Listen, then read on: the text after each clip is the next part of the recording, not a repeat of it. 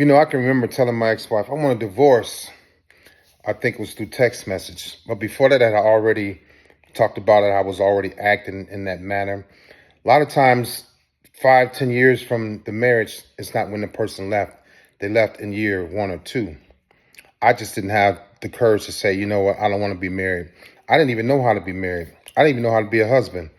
But I wanted to keep her because I didn't want anybody else to have her. It was the same thing with my ex-girlfriends too. I wasted time. I had 2 6-year relationships. That's 12 years and 1 12-year marriage. It's 24 years of time that I wasted. Narcissistic people or toxic people are easily impressed, right? Easily swayed away from a real, good-natured, wholesome wife or husband. I was easily swayed away from my ex-wife. I was easily swayed from my kids, right? I was easily swayed from all the good women that I had in my life by the shift in the people that I was hanging with, by the shift in the people that I was hanging around or were listening to. There's always a shift when your husband or wife comes home and says, you know what, I don't want to be married anymore. There's a shift in the group of people that held them down, held them accountable, that they were hanging around. And when that's disbanded, when that's broken up, and then when they go away, when they leave your husband or wife, or as far as that core group, they fall back on their old ways. They fall back on their old habits. They fall back on their old addictions. I want a divorce. I don't want to be divorced anymore. That's what this is about. When a man or woman tells you that, they've stopped growing. The time that they've stopped growing is because initially you were the one helping them grow, right? Initially you were the one helping them get to the next level. You put a lot of time into them. You put a lot of effort into them. And so they got what they needed, sadly, and they was like, okay, bet, I'm good, I'm gone. I didn't think I was going to like you this long anyway. Some people say that, I was one of those people. Get with the women because they look good. Get with the women because they had a nice body. I didn't get with them because they had morals. I didn't get with them because they had longevity. I didn't get with them because they had goals and aspirations. I didn't even see any of that. I didn't get with them because I wanted them to become my wife. I didn't even know what a wife looked like. I didn't even know what a wife was supposed to do or be. I didn't even know, hell, I didn't even know what a husband was supposed to do or be. I had great standards as far as the men in my life. I had great examples, but I took the path of being a promiscuous person. That's not a good person to marry, a promiscuous man or promiscuous woman. It's not. They're going to be who they want to be based on how they feel on the inside, which a lot of times they coming from a dysfunctional little kid. So it's going to be hard to get them to see what marriage is all about. Marriage means to marry, to marry, put two people together with support, whether it's internal or external, for strength, a unity, right? Holy matrimony. I wasn't hip to none of that. I can't even tell you what my marriage vows were. People can always say, you know what? And you got these people, the Bible says this, the Bible says, but they don't even know what their vows say. I don't know. I couldn't tell you. And that's not being rude or disrespectful. I just wasn't a marrying type of dude. And because of that, I wound up being a husband that was weak-minded, a husband that had a double mind. A lot of times when they say, I don't want to be married anymore, I'm tired of this. You know why? It's because they want to take a break. Women don't want to take a break. Women mourn and then you all leave, or you mourn and then you're pushed away.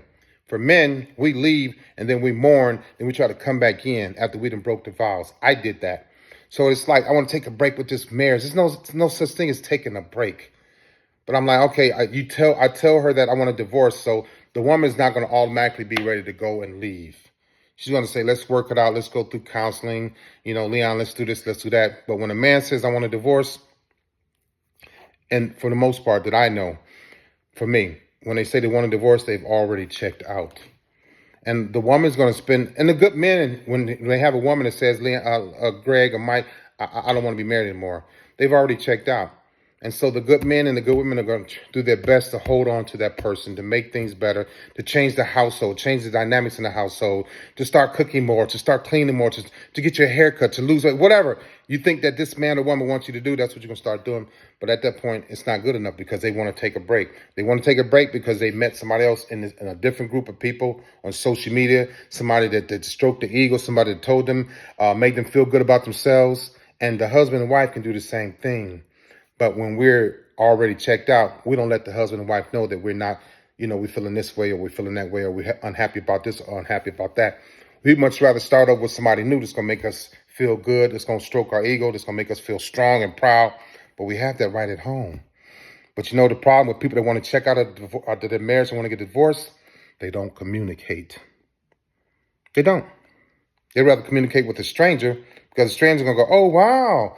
Wow, Leon, that's pretty cool. Leon, you're intelligent. Leon, you're good looking. Leon, you're nice looking. Leon, you're strong. You're powerful. You did great in the military. Oh, you have a great job. Oh, wow, Leon.